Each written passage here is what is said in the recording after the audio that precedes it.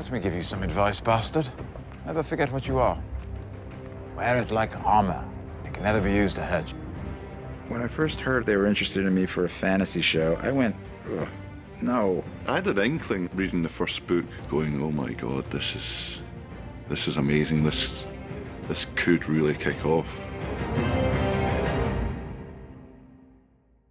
I was quite young and I had such a big imagination. In those scenes when I was younger, I would really convince myself that I was there and it was happening, you know? I'd never had any experience of acting before. I went to a very theatrically based drama school. We did 3 hours of camera training in 3 years. But then my 4th hour in front of a camera was day 1 on Game of Thrones. My first day on set was Castle Black. My first scene was, there's just a very quick scene where I'm walking down the ramparts and I was so nervous. Yeah, I remember my first day on set. Oh my God, I fell off a fucking horse. Jesus, this is my first job. This is like the first thing I ever did, and they stuck me on a horse. Oh, I was falling off the horse trying to act still. Khaleesi. Okay, let's do it again, please.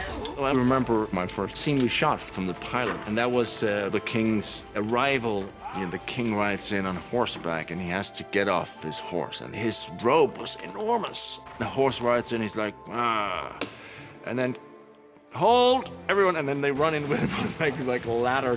They help him down, and they run out with the ladder, and then, carry on. Oh, here we go.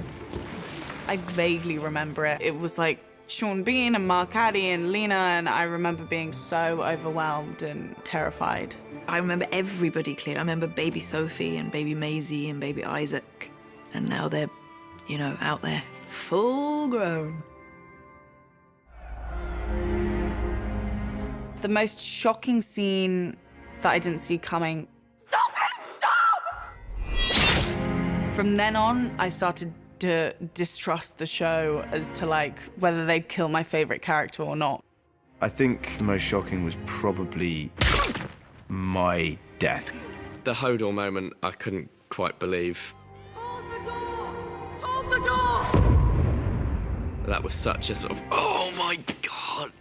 I watched The Red Wedding, and I didn't really read into it in the script of what happened. I think I just did my bit and went la la la, and then when it came out, I remember I watched it in the morning. I'm a big guy, big tough guy, but guess what? I burst into tears. That was an absolute shocker. I remember just watching going, no, no, no, no, no, no, no, no, what? It was brilliant.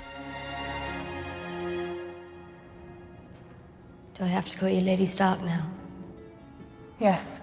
My favorite day on set would be the day that I was reunited with Maisie. That day on set, I've just never laughed so much in my life. It was so much fun. It was the day with the wheelchair. I've still got that video, jeez. Me and Sophie just messing around on Bran's wheelchair.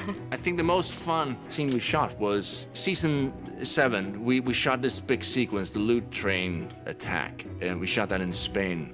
It was such a beautiful location, and there was something about being outside every day and being on horseback. I love riding. Go Agades! Season 3, Getting the Unsullied, was the first time that I, Amelia, got to be, you know, like, bitch and badass.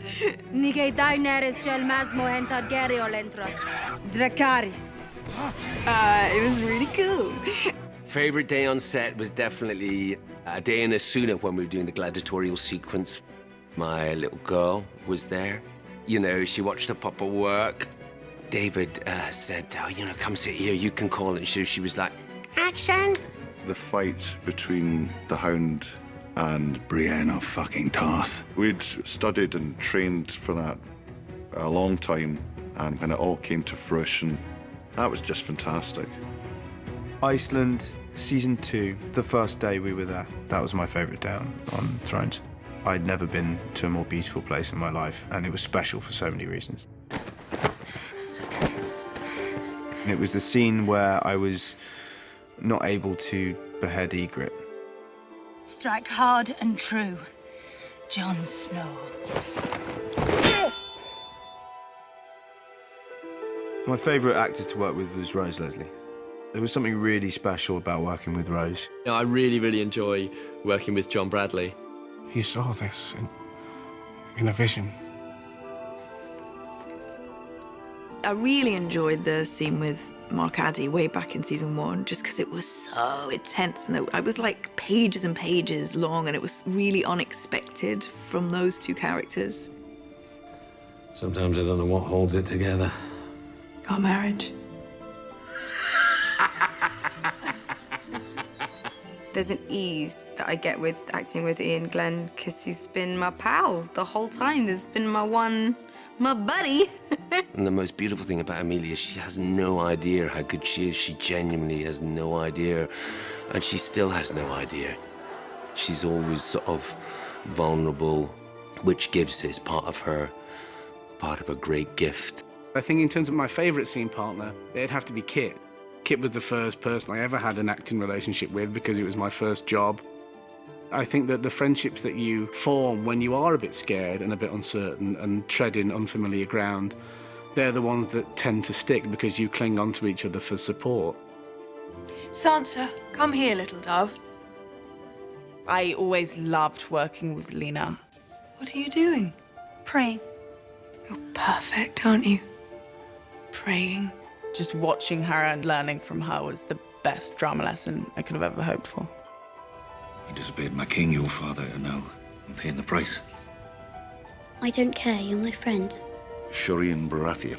I had a couple of scenes with Shireen that I loved doing. To have her level of humanity and decency and cleverness and brightness. He just treats her as an equal, and I really like that aspect of the relationship that they had. I really miss Charles Dance, who played my father, Tywin Lannister. We had such a great chemistry and a great friendship. Tyrion. Despite our on-screen relationship. I'm very fortunate to work with the greatest cast. Everybody is so professional and so incredibly kind and generous to their fellow actors. Everyone involved is like a family, and it's a family that amazingly still laughs and gets on with each other 8, 9 years in. There's been no assholes, no people, divas, there's been nothing, not even a suggestion. When it's all said and done, I'll miss the dynamic of the show, because there's nothing like this show. I mean, Game of Thrones means my 20s. I started this job when I was 22, and I am not 22 anymore. Game of Thrones is my entire career. I think I am going to have a hard time saying goodbye to Sam. It's going to be very hard to say goodbye to play Tyrion. I will miss simple things like walking on to set for the first time each year in your new bits of costume and just knowing you're part of something which is sort of at the centre of attention. Yeah, it's going to be very strange without it. It's been 8 years. I'll tell you what I won't miss. Walking around with half a fucking beard 3/4 of the year. That's Jaime Lannister, the Queen's twin brother. I was like a little puppy when I arrived. I was like Bambi on the ice. And coming to Belfast, I learned how to walk with pride and joy. I've grown up with these people. I've changed so much as a person because of these people. I'm so confident. I've just got this confidence from the show and from playing Arya. I really feel like I just want to inject that into each and every person that I know and love, but then also any girl that admires the work that I do. The journey that I've been on with Daenerys, it's sharpened me as an actor. It's shown me the range that I can do, and because of the heights that she goes to, it's forced me to find them within myself. Game of Thrones has been such an education for me in everything. Having to be around adults from the age of 10 and work on a professional set, get up and learn your lines and really think about a character has also taught me a lot about myself. As an actor, you work and work and work and you audition and you don't get parts, and you do get parts, and sometimes they're great experiences and sometimes they're really shitty.